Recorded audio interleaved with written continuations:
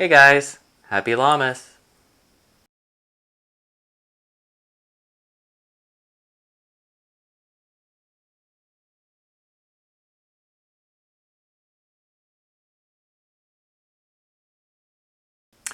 Do you guys have one of these things? I feel very hocus pocusy with it, where Bette Midler's like, you there to Thackeray Binks, and then the little static thing comes out. I mean, it even sounds. Can you see this? It was a stocking stuffer.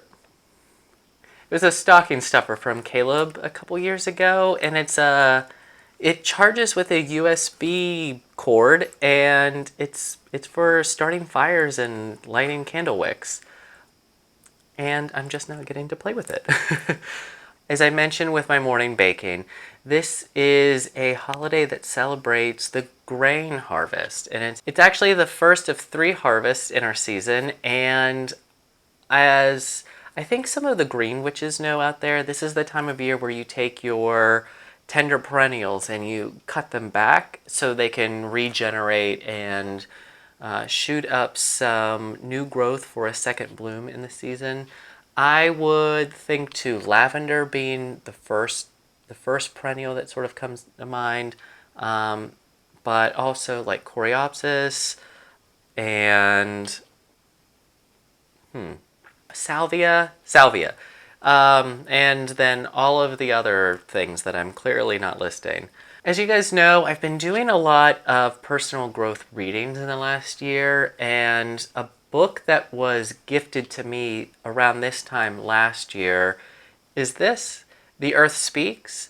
And then I actually re-gifted it to Caleb this past winter, and I believe the book now exists in his office.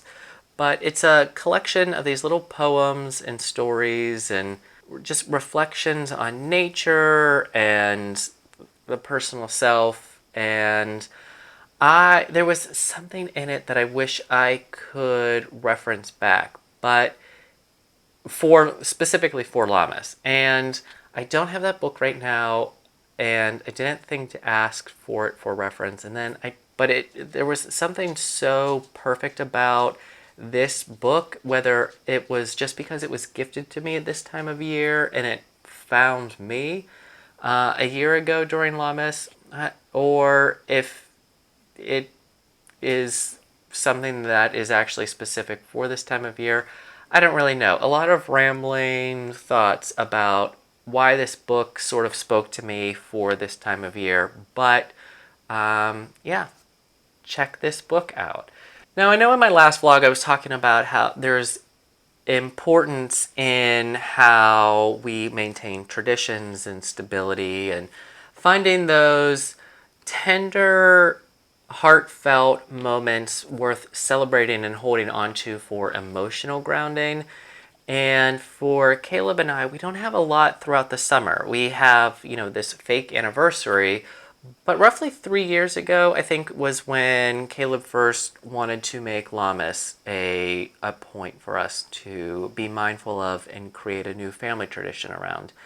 And last year was the first year where I was like, oh, I'm all in. Let's definitely make some annual tradition out of this. And so this year, when it's come back around, it's actually, I'm feeling my groove with it. And we don't make a big hurrah or a big to-do about what it is we're doing. But for us, it's about engaging in nature and relaxation and finding that chill, still moments in a world of chaos, but also paying some gratitude towards what we are harvesting from our garden spaces. And this year, it feels so silly to say that watermelon has brought me such joy, but it feels so crazy. I think I only planted a packet of like 20 seeds.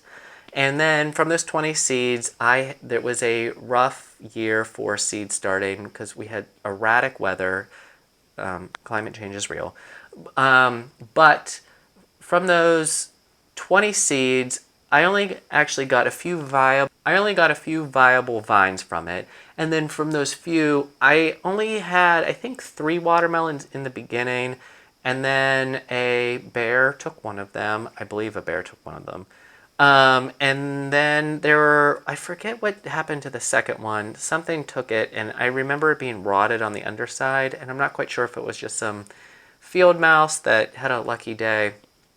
And then this gem of a watermelon, and that we cut up, well, that I cut up today for us to enjoy. And I spoiled the chickens and the geese, and the pups got some, and it's something that it, I don't know how to describe it, but there was so much more from that one piece of fruit that sort of was able to be shared amongst so many, and it was lovely in that aspect.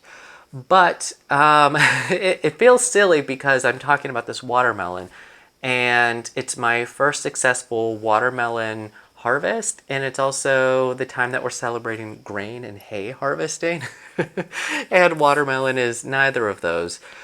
But this year, in reflection of grains and hay and that kind of stuff, I know that I'm also making cornbread, which is sweet and a little salty, or at least how our recipes tend to be with cornbread. And also in reflection to our garden space, this is the first year we might actually have viable real corn to eat at the end of the year, which again feels a little silly, but starting by seed and growing and caring for something all season long, it's like a green witch moment of pride and gratitude. And it's also one of those things where you can pay forward and share with the people around you that you love, of I put all of this love into this thing that I can now share around me.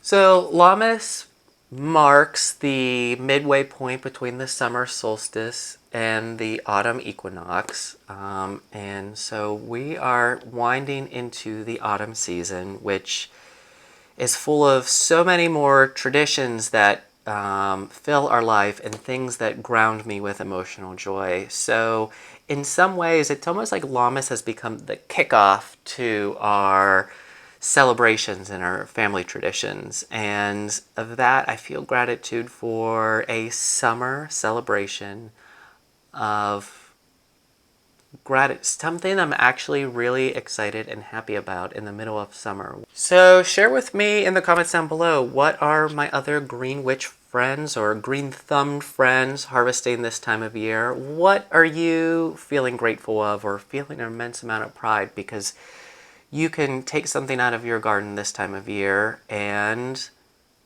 share with the people that you love around you? Oh, Oh, and this is the time of year where you can start start seeding for your later fall harvest. So your lettuces and spinaches and kale and radishes and some varieties of carrots and beans. Get those into the ground now. So thanks for watching how I share the little subtle ways that we celebrate Lammas. Remember to grow from where you are. I'll share more with you soon. Tschüss.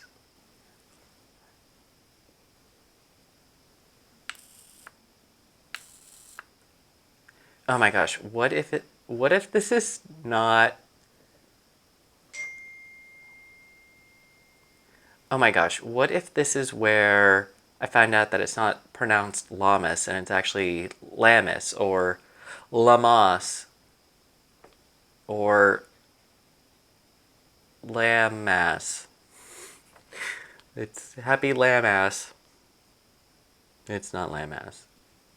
What if it is? It's not. Someone let me know.